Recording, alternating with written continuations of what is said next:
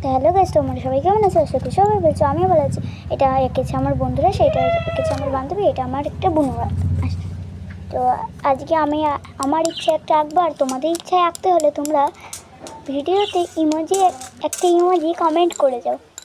যার ইমোজিটা বেশি ভালো লাগবে তার ইমোজিটাই আমি আঁকবো। তো যে ইমোজিটা আমি আঁকতে ভালো হবে না খারাপ হবে জান না, কিন্তু হলেও বা তোমাকে যেইটা কমেন্ট করবে না ওইটা না খুব সুন্দর করেই আমি বানাবো। সে নিজেরটা না বানাতে পারি, নিজের ইচ্ছা তোমাদের ইচ্ছাটা আগে করে না। তো দেখো, আমি কিন্তু এই একটা সাইকেল ড্র করে নিয়েছি, আর এটা ভালো হবে না আশা করি। আমি তো অনেক কম সময়ের মধ্যে আমি এটা তৈরি করতে যাচ্ছি। এটা তৈরি ঠিক হতে না হতে, তার জন্য কিন্তু হাতটা তাড়াতাড়ি চালাতে হবে। যেটা আমি করছি, তো চলো আমি একটু হাতটা তাড়াতাড়ি চালাই।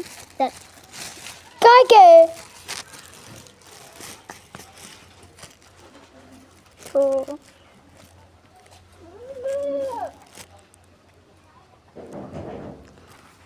তো সকলকে আর কি বলবো,